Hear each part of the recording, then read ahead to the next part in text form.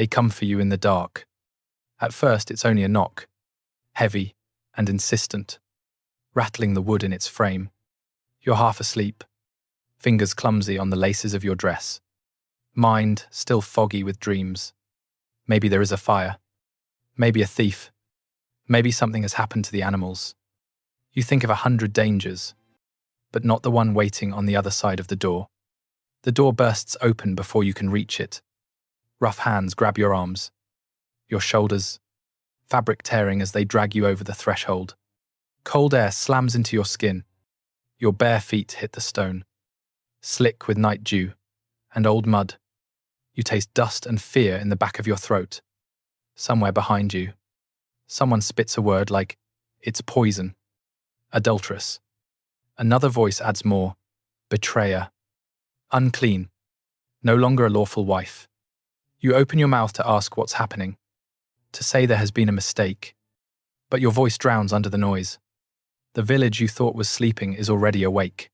Faces bloom out of the darkness like pale flowers. Neighbors, the woman who lent you salt last week, the man who fixed your roof, the boy who used to chase chickens in your yard. Tonight, none of them are here to help you. Tonight, they are here to watch. They yank you forward, and the stones under your feet bite into your skin. Each step is a small cut, sharp and wet. Someone behind you laughs when you stumble. Someone else throws something wet, foul-smelling that bursts against your side. Children run alongside, shouting words they barely understand, their eyes bright with excitement. To them, you aren't a person. You're a story they'll tell later. A hand fists in your hair, pulling your head back so hard your neck screams. You feel strands rip out by the root. Tears blur your vision. And through the blur you catch glimpses, the church steeple against the sky, the crooked line of roofs, the glow of torches reflected in familiar windows. This is your street. These are your people, and they are all here to watch you fall. You search the crowd for one kind face. Your mother, a friend, anyone whose eyes say, "Wait." Instead, you see mouths twisted with disgust, or worse is satisfaction. The only familiar face that doesn't look away is your husband's. He stands further back, arms crossed, jaw locked. He doesn't move. He doesn't speak. He lets them drag you, because now your body is not a woman's body. It is evidence. It is shame. It is a problem that must be solved in public. And here is the question you are too terrified to form, but everyone around you already thinks they know the answer to. What gives them the right? What lets an entire village tear you from your bed, strip you of dignity, throw stones and filth and words at you, and still walk away believing they have defended honor, protected order, pleased God? Because what is happening to you right now is not chaos. It is not a random burst of cruelty. It is the tip of a meshing of laws, sermons, customs, and whispered rules that was built for one purpose, to crush wives who are accused of straying. Tonight, you are going to walk through that machine. And here's the part you need to hear clearly. What you're enduring right now. This walk of shame. This street turned into a stage for your humiliation. This is the light version. This is the punishment some of them might even call merciful.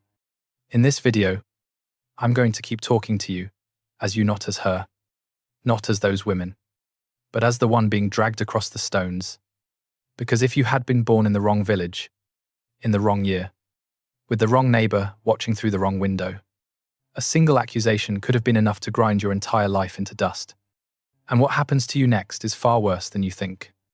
To understand why this is happening to you, you have to understand the world you were born into.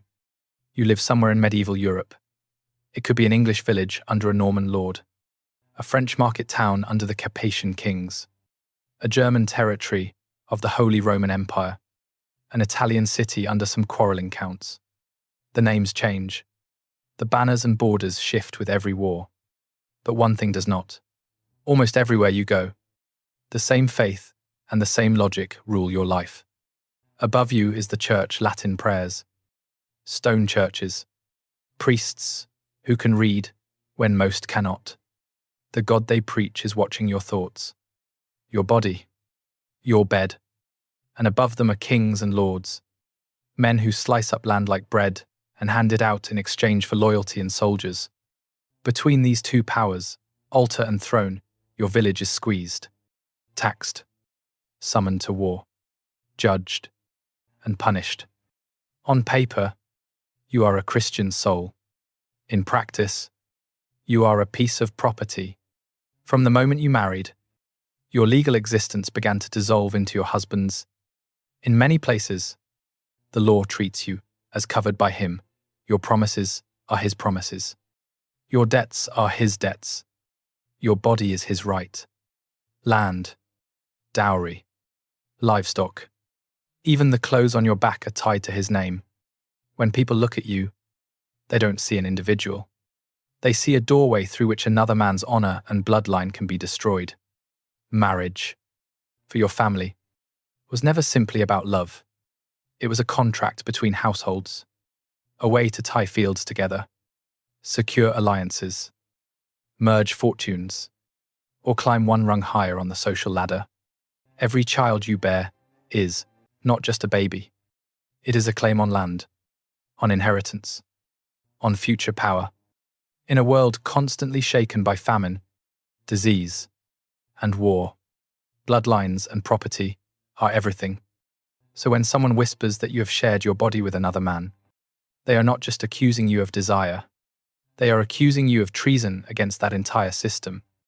A wrong child in your arms could mean the wrong heir on a farm, in a manor, eventually even on a throne. The fear of that spreads upward, from your husband, to his kin, to the Lord, who needs reliable vassals, to the church that wants order under God. Secular law, the courts of lords and kings, and church law, the rules of confession, penance, and sin may argue over details. But on one thing, they agree completely. A wife's body must be tightly controlled. Your chastity is not just your virtue. It is a piece of political stability, economic security, and male pride. And if your body threatens that, the machine you live inside is built to crush you first, and ask questions never. To understand why this is happening to you, you have to understand the world you were born into. You live somewhere in medieval Europe. It could be an English village under a Norman lord, a French market town under the Capetian kings, a German territory of the Holy Roman Empire, an Italian city under some quarreling counts. The names change. The banners and borders shift with every war. But one thing does not, almost everywhere you go. The same faith and the same logic rule your life. Above you is the church, Latin prayers, stone churches, priests who can read when most cannot. The God they preach is watching your thoughts, your body, your bed, and above them are kings and lords, men who slice up land like bread and hand it out in exchange for loyalty and soldiers. Between these two powers, altar and throne, your village is squeezed, taxed, summoned to war, judged, and punished. On paper, you are a Christian soul. In practice, you are a piece of property. From the moment you married, your legal existence began to dissolve into your husband's. In many places, the law treats you as covered by him. Your promises are his promises. Your debts are his debts. Your body is his right. Land, dowry, livestock. Even the clothes on your back are tied to his name. When people look at you, they don't see an individual. They see a doorway through which another man's honor and bloodline can be destroyed. Marriage, for your family, was never simply about love. It was a contract between households, a way to tie fields together, secure alliances, merge fortunes, or climb one rung higher on the social ladder. Every child you bear is not just a baby. It is a claim on land, on inheritance, on future power. In a world constantly shaken by famine, disease, and war, bloodlines and property are everything. So when someone whispers that you have shared your body with another man, They are not just accusing you of desire, they are accusing you of treason against that entire system. A wrong child in your arms could mean the wrong heir on a farm. In a manor, eventually, even on a throne. The fear of that spreads upward, from your husband, to his kin, to the Lord who needs reliable vassals, to the church that wants order under God. Secular law, the courts of lords and kings, and church law, the rules of confession, penance, and sin may argue over details. But on one thing, they agree completely. A wife's body must be tightly controlled. Your chastity is not just your virtue. It is a piece of political stability, economic security, and male pride. And if your body threatens that, the machine you live inside is built to crush you first and ask questions never. In the morning, the world is still kind to you. You wake before the sun, in that soft blue hour when the village is only a line of roofs against the sky. The fire in the hearth is just embers. So you kneel, coaxing it back to life with careful breaths. Sparks leap up, orange and eager. The first warmth of the day comes from your own hands. Your youngest is still asleep, one fist tucked under her cheek, hair a tangle on the straw mattress. You watch her for a moment, the rise and fall of her chest, the tiny soft snore. For a heartbeat, there is no church, no Lord, just this. A small, the sleeping body that trusts the world will still be here when she opens her eyes.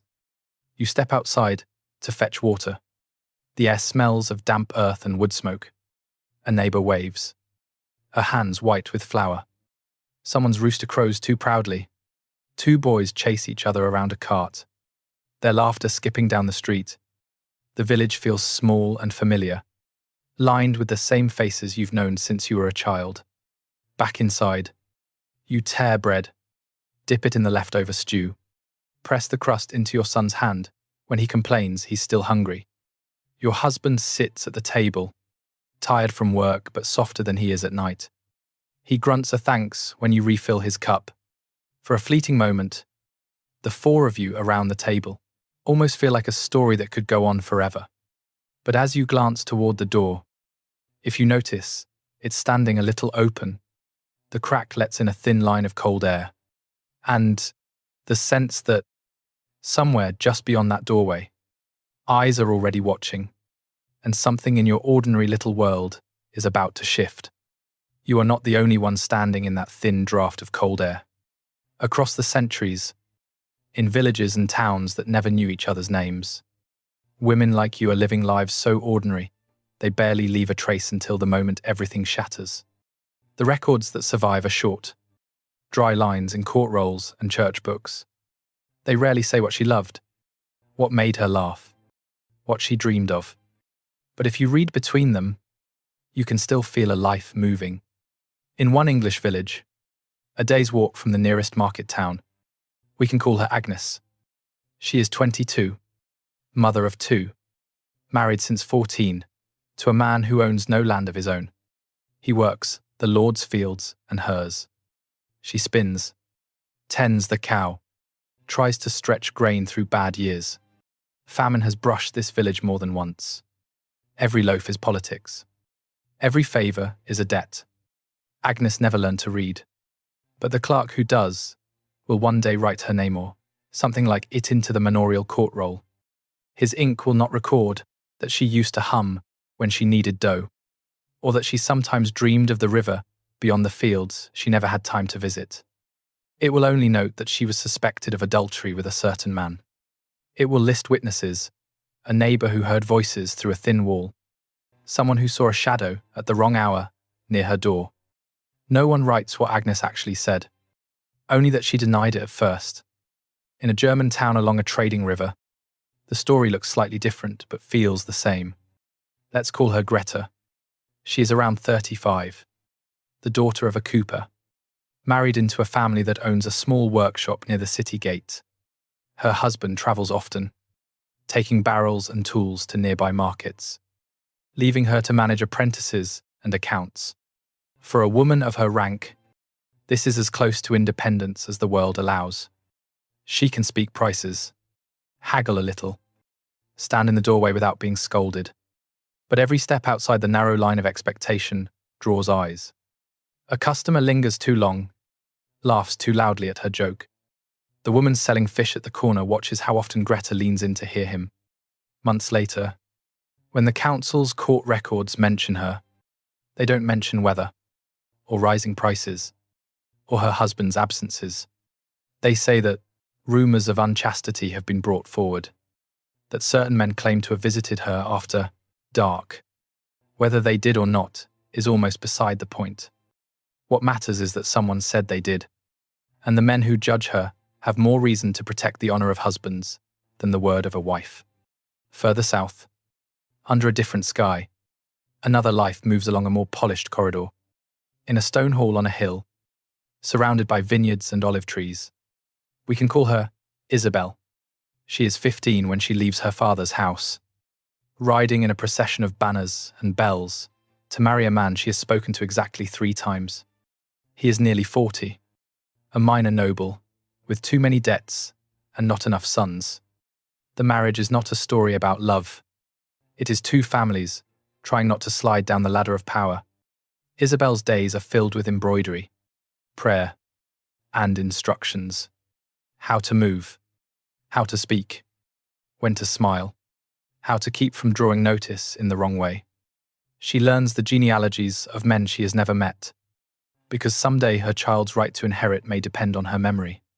Servants lace her gowns, carry her letters, pour her wine.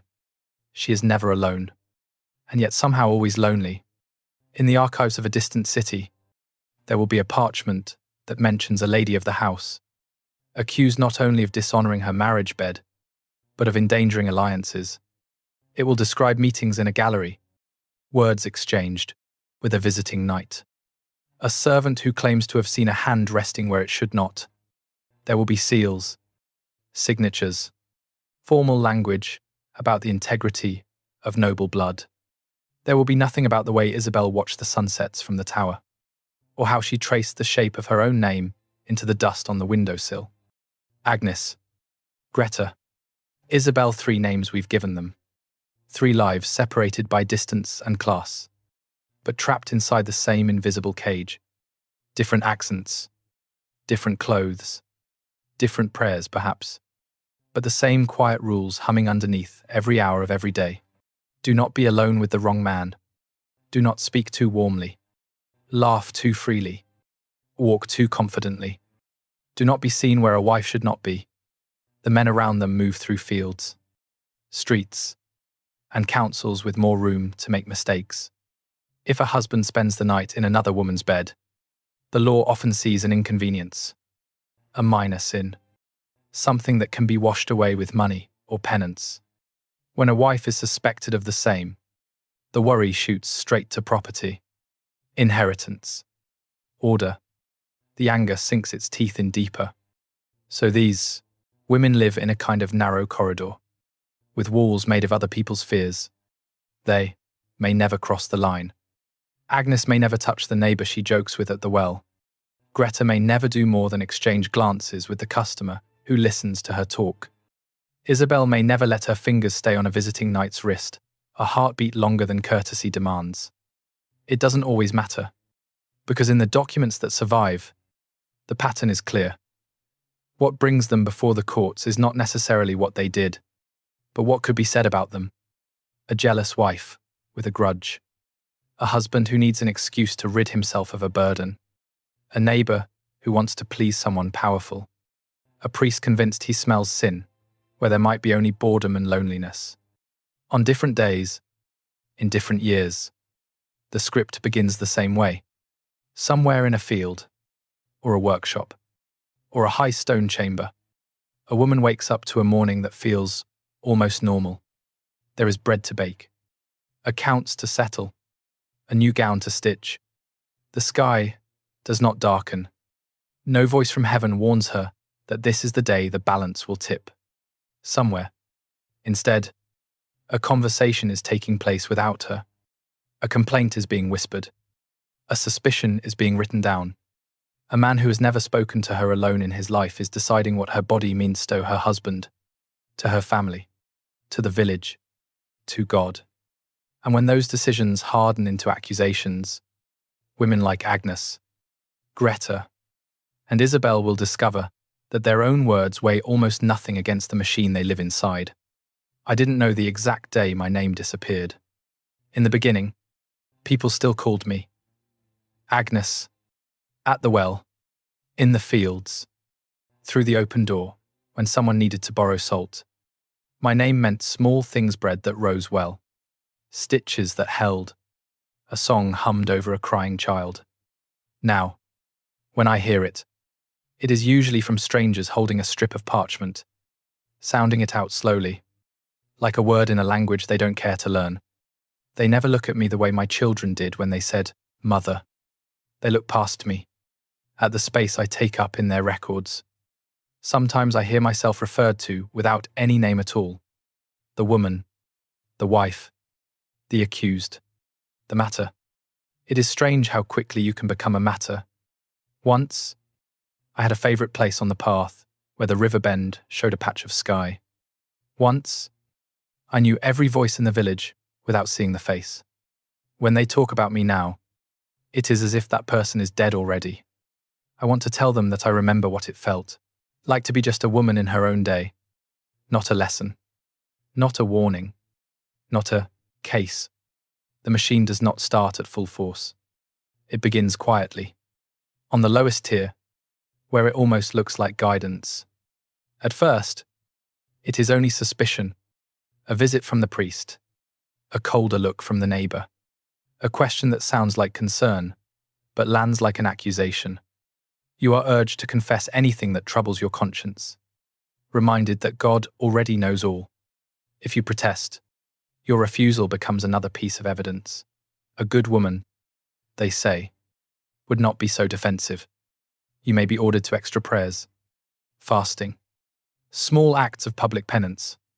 People are encouraged to see you as someone who has failed. If not in deed, then at least in thought. Your voice is still there, but already quieter. And that was only the beginning. The next tier is public humiliation in its purest form. The private doubt becomes a spectacle. You might be made to stand in front of the church, or walk through the streets while others watch. Your hair, your prides, taken from you, or covered in a way that marks you as fallen. You are made to wear certain clothes. A sign, a symbol that tells everyone what you are accused of. Neighbours who once shared bread now cross the road. Children are told not to play near you. Trade suffers. Invitations stop. You are still living in the same village, but it no longer feels like the same place. Your punishment is to be seen and never welcomed. And that was only the beginning. Higher up the ladder, the law starts to carve your guilt into the structure of your life. Fines may be imposed that your family cannot afford. Property can be seized. Your dowry security you brought into the marriage might be treated as forfeit. Your husband is encouraged, even expected, to distance himself. Sometimes he sends you away. Sometimes he stays and lets the punishment fall, while insisting he is the injured party. In documents, you appear as a problem to be solved, a disruption to inheritance, a danger to order, a stain on a man's name. Decisions are made about where you may live, whether you may see your children, if you are allowed to remarry. Your choices shrink to almost nothing, and that was only the beginning.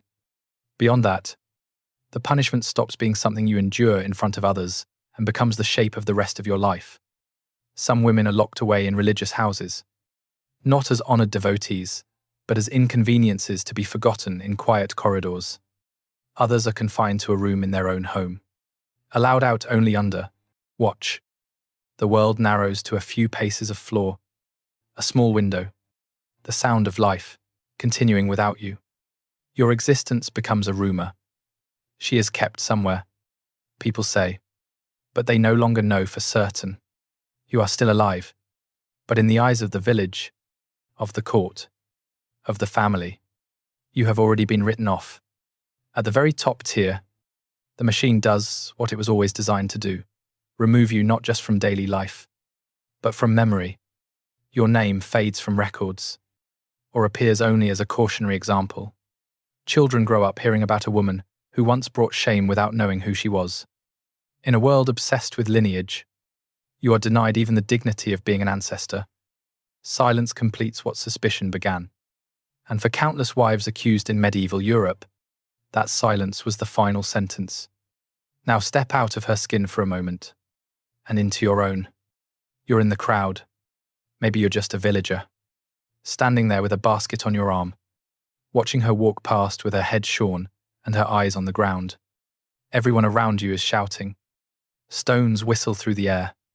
You don't throw one, but you don't move either. You tell yourself, if she's guilty, this is justice. If she's innocent, God will know. And you stay where you are. Maybe you're the guard holding the rope.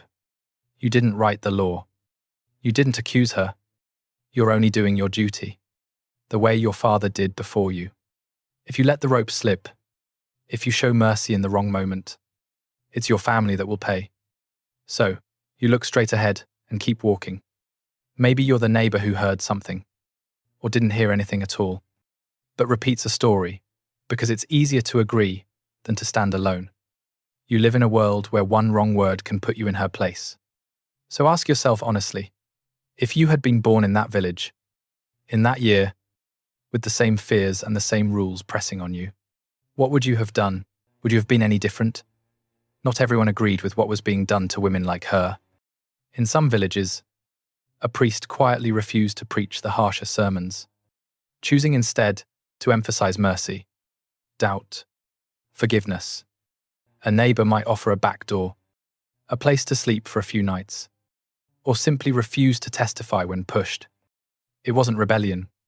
It was just a small, stubborn no, inside a very loud yes.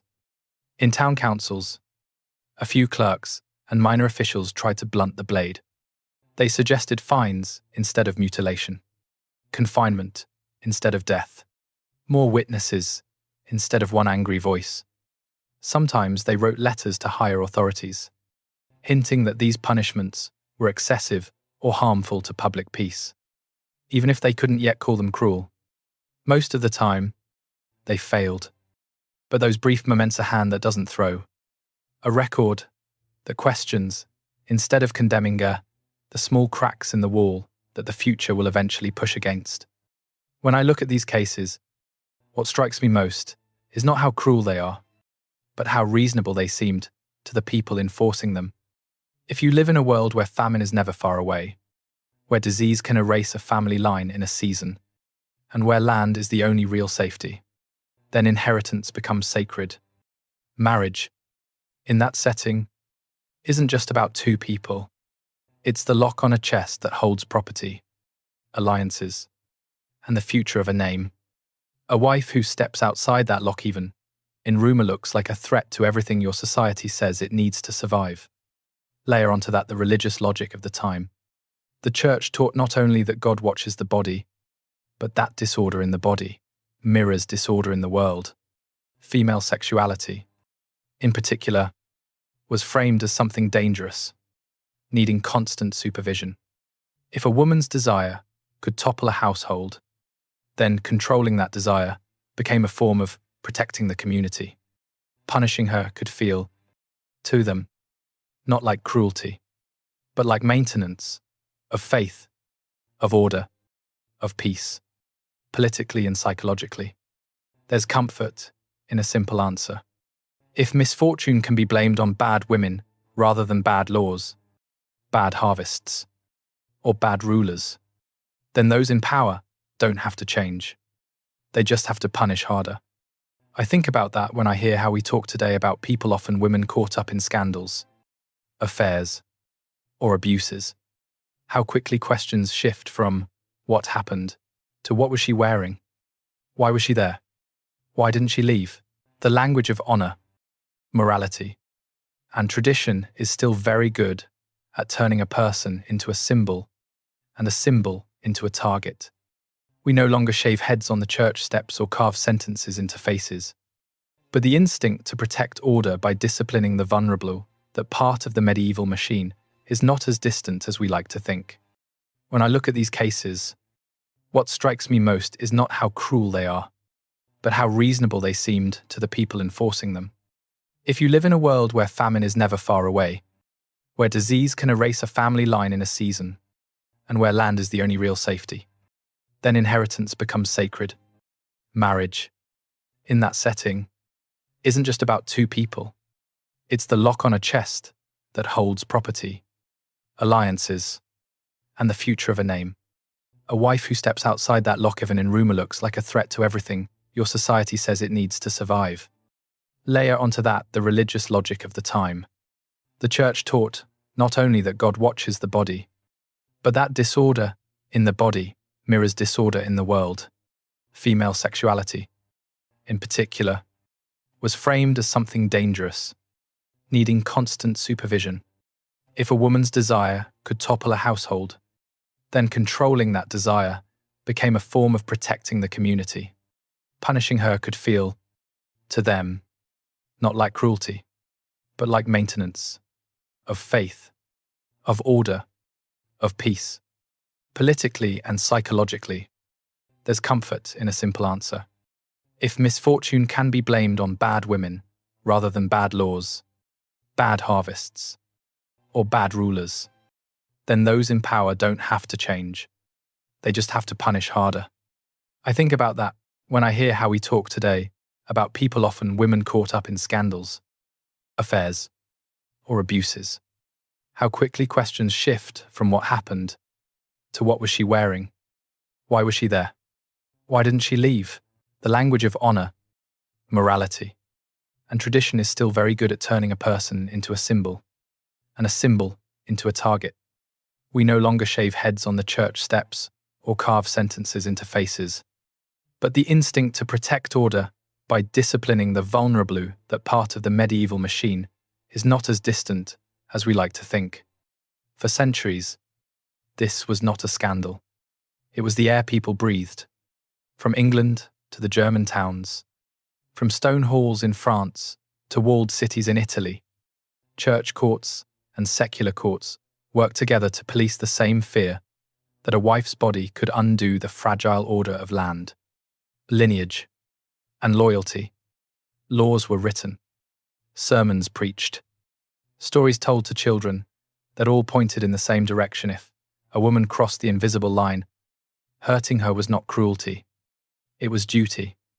The punishments changed their shape over time. Some regions abandoned the most brutal mutilations. Some replaced public shaming with quieter confinement. But the logic survived. That honor is more important than a human life. That order is more important than a woman's voice. That thinking left deep marks. In legal codes, in church traditions, in the way families spoke or refused to speak about their own history. And then there is the damage you can't count in blood or broken bones, the damage to memory. Most of the women who lived through this left nothing behind except a line or two in a record, written by men who did not know them and did not care to. Their names are misspelled, their ages guessed, their stories reduced to accusations and verdicts. The real texture of their lives, the warm mornings, the quiet hopes, the small jokes has been scraped away. When we try to reconstruct them, we are working against a system that tried very hard to make sure they would be forgotten. Think back to where we began. A knock in the dark, a door pushed open, bare feet on cold stone, a thin crack letting in a strip of cold air while a woman feeds her children. That scene didn't happen once. It happened, in different forms, again and again, in places whose names we will never know.